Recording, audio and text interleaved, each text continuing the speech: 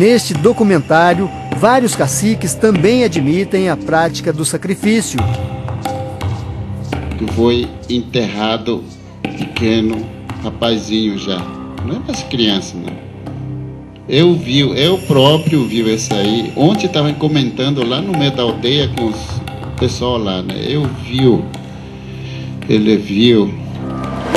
O filme foi dirigido por Sandra Terena. Jornalista, filha de índios, Sandra conseguiu quebrar o silêncio que domina as aldeias quando o assunto é o infanticídio. Eu ouvia meu pai falar que o infanticídio existia há muito tempo atrás, né? Ele falava para mim isso quando eu era criança, e eu imaginei que não existisse nos dias de hoje. Então eu descobri que infelizmente hoje o infanticídio ele é praticado em pelo menos 20 povos diferentes aqui, nos povos indígenas aqui do Brasil. O documentário mostra também o drama deste casal que teve trigêmeos. De acordo com a tradição da tribo Iquipeng, que vive no Alto Xingu, 2 das crianças teriam que ser mortas. Quando nasce, pegam e enterram a criança, né? Enterra vivo ou eles quebram no meio, né? Para salvar os bebês, o casal teve que deixar a aldeia. Foram contra a tradição e a cultura dos Iquipeng. Então eu falei, vou quebrar essa regra, eu tenho que seguir outro caminho. Eu tenho que pegar outro caminho para poder dar esse caminho para as outras pessoas. Mas desafiar o costume do sacrifício infantil pode ser sinônimo de tragédia. Foi assim com Pautu Camaiurá. A mulher dele teve gêmeos e eles resolveram criar os filhos na aldeia. Certo dia, ele e a mulher viajaram e as crianças ficaram aos cuidados da avó. Quando o casal retornou, um dos bebês tinha sido morto por alguns guerreiros da tribo. Até hoje eu não esqueço ainda, porque eu tô vendo o menino, né? O crescimento dele, aí eu penso ao outro também. Poxa, a mãe mesmo pensou no outro dia, né? Falou pra mim, pô, o pessoal enterrou nossos filhos, hoje nós estamos só com uma. Pautu é da nação Camaiurá, que também vive no Alto Xingu, uma tribo de guerreiros. Junto com a dança e a música, os Camaiurás preservam também a tradição do sacrifício infantil. Este rapaz se chama Cacatsa. Ele vivia na aldeia Camaiurá e também é um sobrevivente. O pai não o reconheceu como filho legítimo.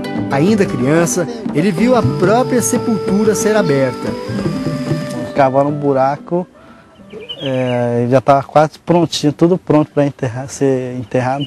Aí outra pessoa veio, que é a nossa vizinha, uma senhora, né? Aí levou para casa. Hoje, aos 21 anos, ele cuida com carinho de uma menina que tem apenas 1 mês de vida. Uma criança que também seria sacrificada na mesma aldeia onde ele nasceu, mas foi salva e adotada por Cacatsa e a esposa. Para mim, essas culturas que a gente tem, como dança, a música que a gente tem, precisa ser mantido assim, pro resto da vida. Assim. Mas essas culturas que é enterrar a criança, a gente tem que deixar para trás. Assim. O fato de ser uma tradição não impede que dor e desespero acompanhem o sacrifício. Damares Alves faz parte de um grupo que luta contra o infanticídio nas aldeias. Ela diz que toda a tribo sofre quando uma criança é morta. O que está acontecendo nas florestas do Brasil? Adultos tristes, deprimidos, adultos extremamente angustiados porque foram obrigados por uma pressão social. É uma pressão do coletivo a eliminar os seus filhos. É um equívoco pensar que eles sejam cruéis e façam por crueldade, como também é um equívoco achar que eles fazem isso porque é cultural, então eles não sofrem. Eles sofrem muito, eles fazem por causa da pressão, mas o sofrimento é muito grande. Uma situação dramática que incomoda cada vez mais as lideranças indígenas. O documentário de Sandra Terena registrou uma reunião de caciques no Alto Xingu, onde pela primeira vez o tema foi discutido abertamente entre os índios. Sem crianças, nós não temos vidas. Sem crianças, nós não somos alegres. se a gente continuar praticando isso, a tendência é aquele grupo acabar. Muadi vivia na tribo Suruahá, a mesma da Índia Hakani. Esta foto mostra Muadi com a filha com poucos meses de vida. Mais tarde, surgiram os sintomas do que seria diagnosticado como paralisia cerebral, e a tribo decidiu que a criança deveria ser sacrificada. Está chorando muito. Estava chorando muito. Para salvar a filha, Muadi deixou para trás a aldeia, a floresta e tudo mais que sempre fez parte da vida dela. Hoje, Muadi vive com a filha longe da tribo. A menina agora tem acompanhamento médico e já consegue até caminhar. Além da filha, Muadi também salvou outra criança condenada e se tornou símbolo da luta contra o infanticídio indígena.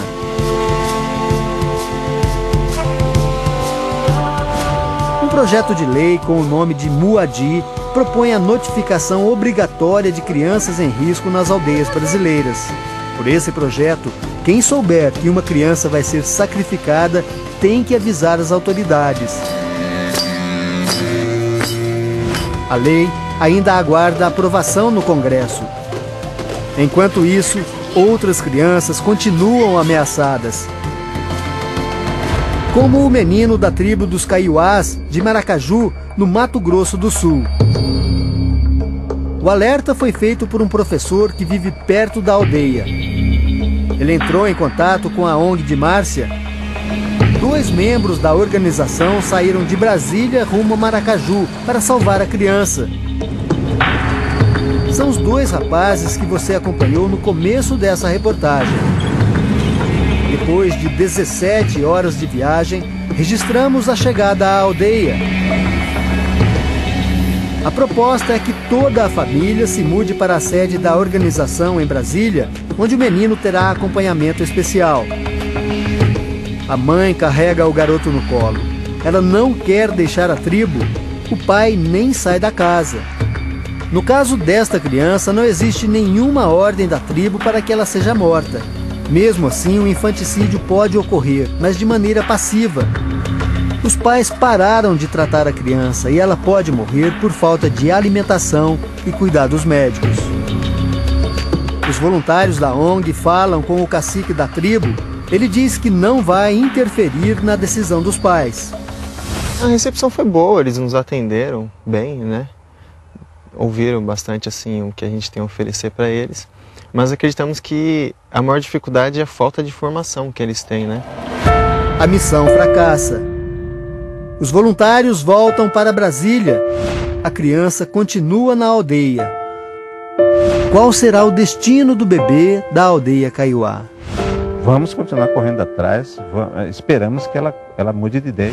Um crime cruel ou uma prática de uma cultura diferente que precisa ser respeitada?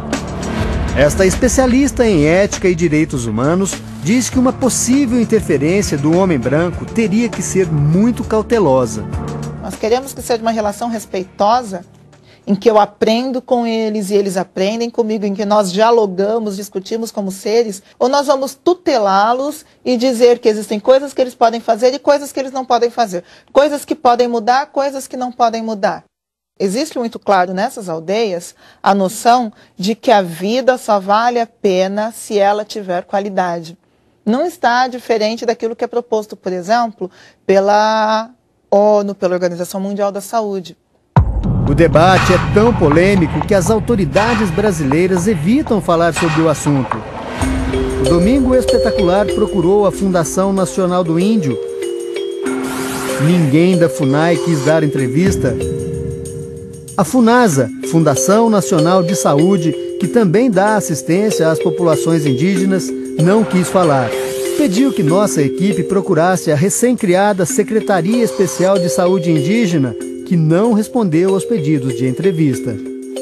Os órgãos que desenvolvem a política indigenista no Brasil entendem que nós temos que respeitar essas manifestações culturais. E nós também defendemos isso. A cultura precisa ser respeitada, ser preservada. O índio tem o direito à cultura, mas nós temos um outro direito aí que é o direito à vida. Enquanto a sociedade debate e as autoridades se calam, crianças ainda são mortas em aldeias brasileiras. Mas existem finais felizes. A sobrevivente Hakani vive uma nova realidade. Hoje ela tem 15 anos. Este vídeo, gravado pela família, mostra Hakani nos Estados Unidos, onde ela acompanha os pais em um intercâmbio cultural. No Havaí, ela frequenta a escola e já aprendeu até a falar inglês. Hakani se diverte na praia. Mostra que agora é uma menina feliz, mas marcada por um trauma que ainda assombra as aldeias brasileiras.